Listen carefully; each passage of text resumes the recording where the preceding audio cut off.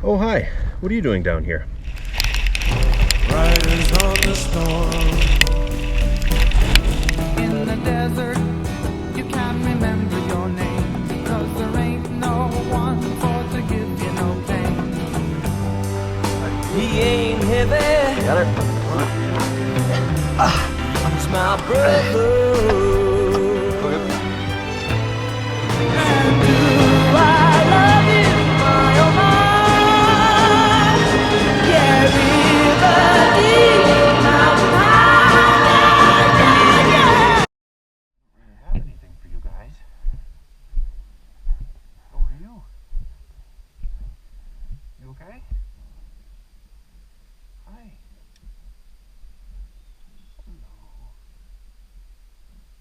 Hello. I got a brand new house on the roadside, made from rattlesnake hide.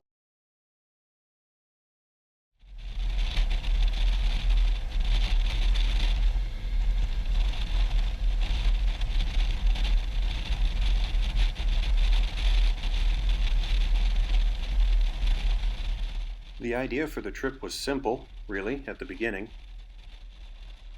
I bought a new motorcycle, and I wanted to ride it for a while. I had done a trip before to Nashville and back, from Kansas City to Nashville. It was 2 days there, 2 days back, and it was all right. But I wanted to do something more. I wanted to do something longer. So I looked at the map.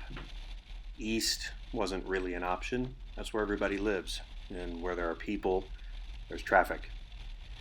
And so I said, maybe I should go west. West sounds like a good idea.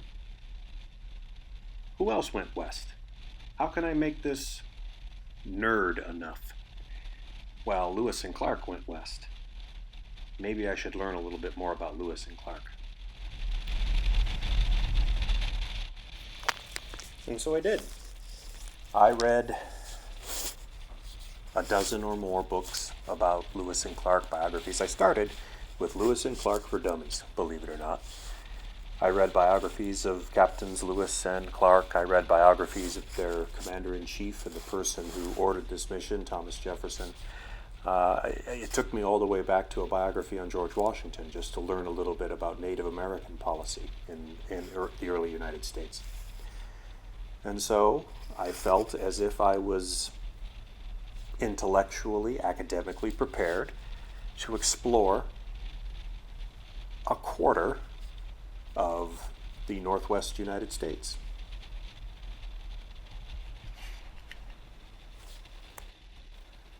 There's a line from Ted Simon, who is considered the founding father, the great godfather of motorcycle travel writing, that I'll paraphrase here. Basically, he says, when you travel by motorcycle, it's a wonderful way to see things, but you're really only seeing a very small, very narrow ribbon of the things that are out there. So here in the video, we're departing downtown Kansas City, and to the upper right is a place called Clark's Point. It's on the return trip, Lewis and Clark, Lewis had been shot at this point, so he was convalescing in the bottom of a canoe, but right up there in the upper right-hand corner of the screen, up those bushes, is a bluff that on their return trip, William Clark climbed, and he looked out and he could see the Kaw River, as they called it, the Kansas River, where it meets the Missouri. And here is me riding over the Missouri River as I'm leaving Kansas City, so I'm heading north here. So what I thought I'd do with this video is put together some clips of the things that I saw from the saddle. I don't have a script. I'm doing this all sort of off the cuff, which I think is better. It's a little more conversational. So we're crossing the Missouri River here, leaving Kansas City, starting out on my what ended up being 5,210 total miles. That's 8,300 kilometers. And then it started to rain. And it kept raining. And it continued to rain, and then rain some more. And I rode through rain probably half of the first day. But that's part of motorcycle travel. You have to be able to deal with the weather and all its craziness, all its potentialities. So this is in Missouri, somewhere between St. Joseph and the Iowa border. Yeah, there's a good indication there from the the rooster tail that car is leaving. It's a 2.5-week trip. Like I said, 5,210 total miles. And it rained a little bit. It's my hand reaching up. Ooh, I passed the Evel Knievel stunt team. I got to ride with Evel Knievel once before he died in a group ride, a charity ride in Kansas City. So this is approaching Floyd's Monument. This is in Iowa now. Notice the skies have cleared. And there's some voiceover narration that I did with the camera that's coming up. So this is the Missouri River is the border of Nebraska and Iowa. This is turning into Floyd's Monument. Sergeant Charles Floyd.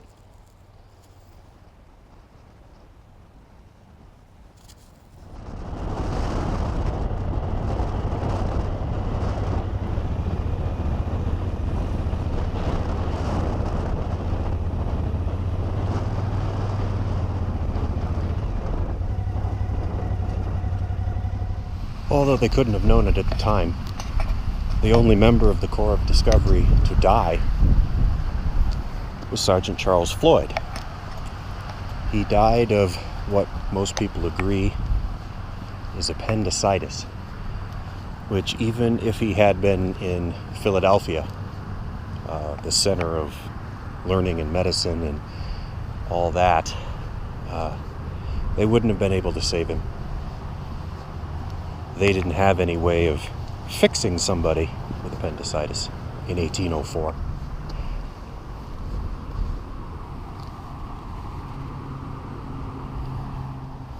Love that flag.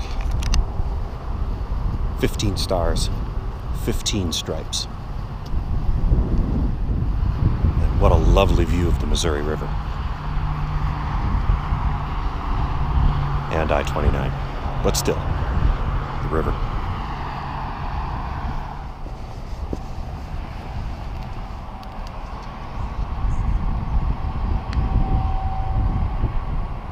Now I have this Jefferson dollar coin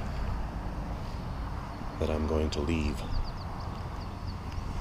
We leave it down here by the flag.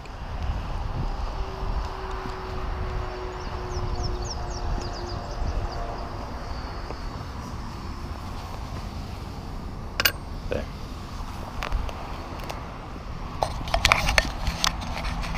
I don't have a selfie stick. I'm gonna have to use my hand, my arm. We're 2/3 of the way to Yankton, South Dakota now. Final push. The temperature's dropped considerably. It's only slightly warm. So,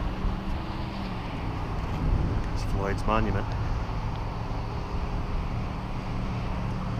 And the flag.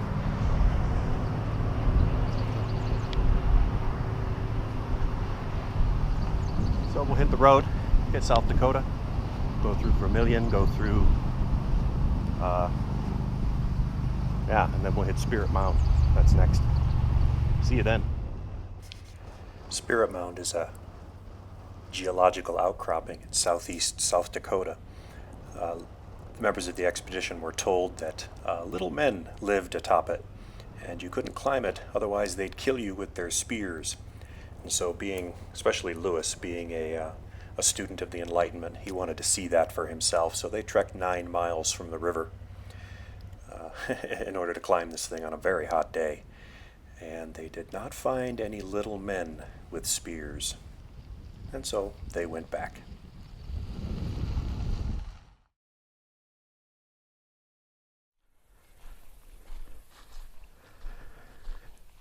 Day 2 is complete. About 500 miles on the road today, which is a lot for me. Here's the Missouri River,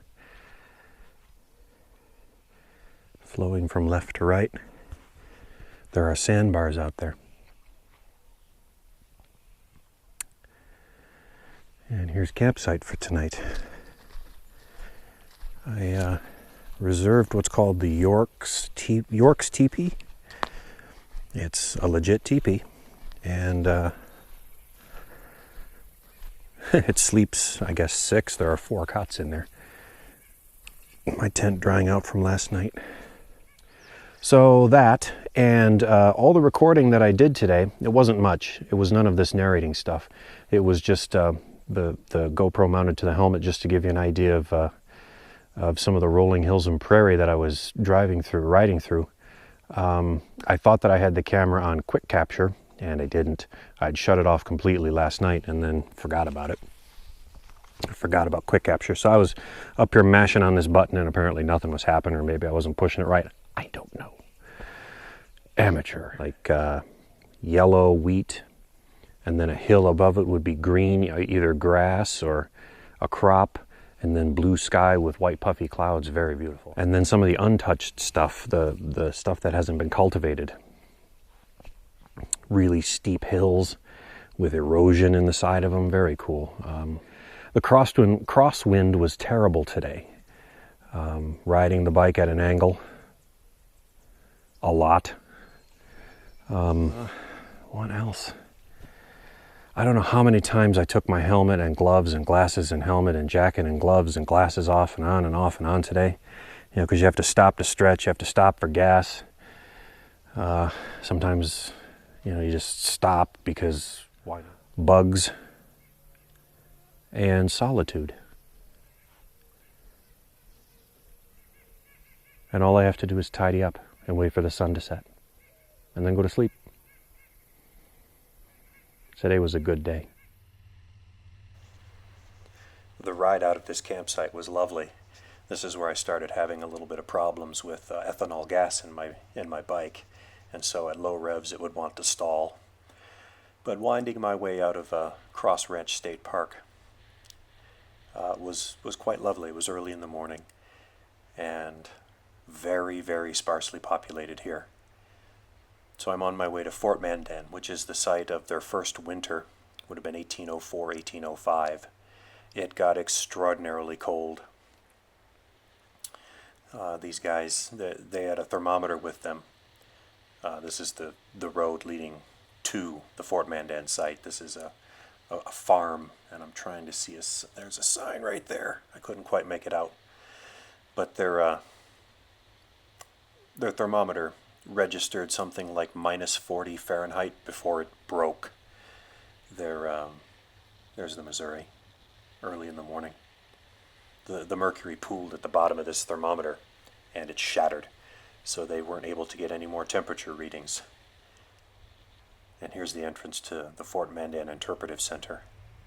Very well done, these interpretive centers. For the bicentennial of 10 years or so ago, they spent a lot of time and effort to make these interpretive centers just superb. And hopefully I got enough pictures and maybe a little video footage of the good ones. But this is the one near Washburn, North Dakota, and this is the site of their first winter over, what they called Fort Mandan. The Mandan villages at the time here, there were more people living in the Mandan villages than in St. Louis. A few pictures that I took, still pictures of some of the information. This is a recreation of Lewis's bunk. This is Clark's desk with his sextant. That's the espontoon. The papoose that Jean-Baptiste Charbonneau would have hung out in, a recreation of the bed. Some shaving accoutrement. And the parade ground of the reconstructed Fort Mandan. And my bike in nowhere, North Dakota.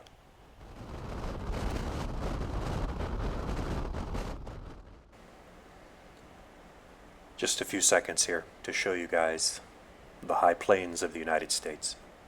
This would be right about dead center in North Dakota. Desolate country.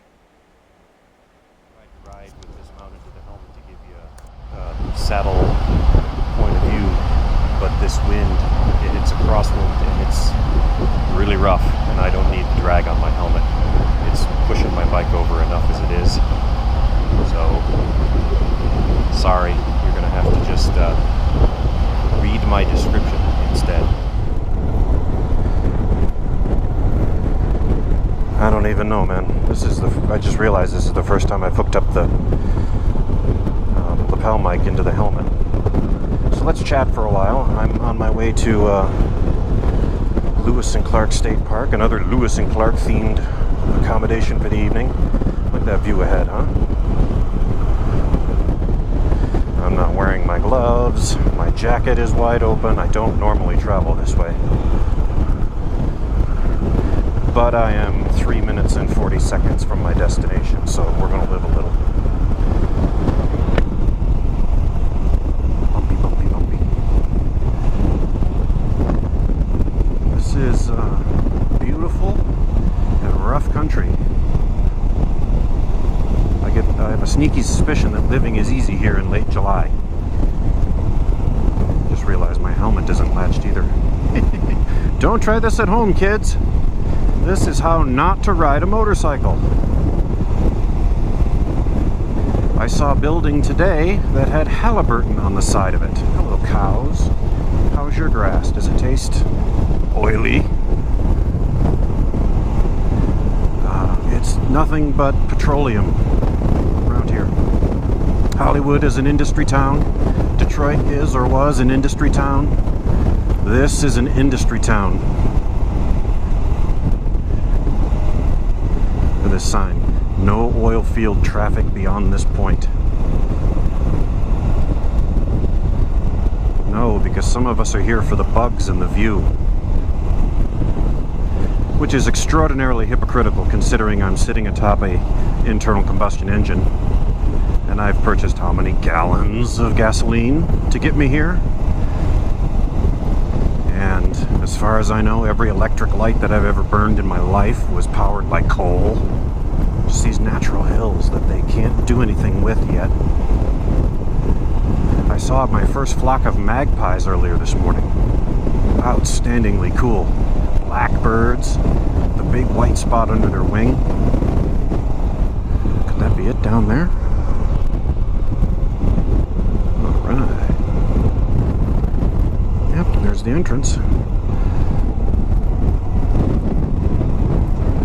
Try not to hit the gravel. It's the north entrance. Oh, hello, car behind me. Self-registration required. Okay.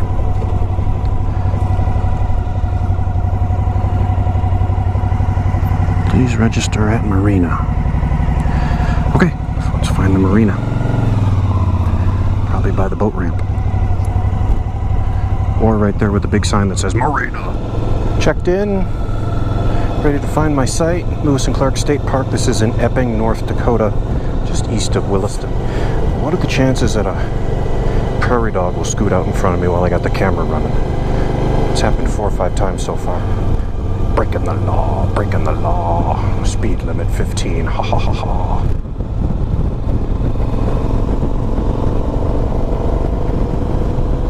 Yeah, mule. Is this camping? Let's go find out. I want to put my foot down on this gravel because I've got street tires. Cheated there a little bit. Motorcyclists know what I'm talking about. Do that tight 180 turn without putting your feet down, mister. Here we go. Sites 1 through 12. Noomy, noomy, noomy, noomy, noomy. Haha, riding on grass. I'm riding on grass.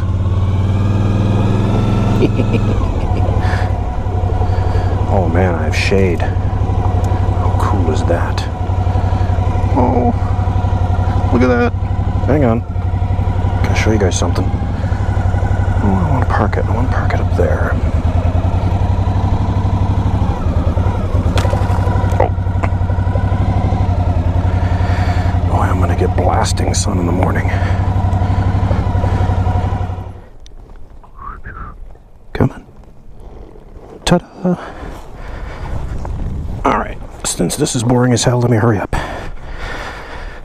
How cool is it to arrive even at a humble campsite and have your name written on the quote-unquote door. The confluence of the Yellowstone and Missouri River. Beautiful. Well, that was the weirdest thing. I just stopped to attach the camera and buy some water. And two guys on BMWs pull up. There's a BMW rally in Billings, which is where I'm going today. It's I think it starts next week. Motorbikes. Anyway, that's what they're headed to Billings for the Beamer rally. And he saw my plates. He said, "Where are you from?" Blah blah blah. We do the usual exchange of pleasantries. I couldn't see his license plate, so I said, "Where are you from?" He said, "Michigan." I said, "Hey, I grew up in Michigan." "Whereabouts?" "Whereabouts?" And he said, "Detroit." I said, "No kidding. I'm from Port Huron." He says, "Do you know John Hall from Port Huron?" I'm like, because we all know each other? No. Anyway, John Hall, the mysterious John Hall, does hard hat diving, lives on the south side of town. So I get the whole story about John Hall from Port Huron. So John Hall from Port Huron, you are famous in Terry, Montana today.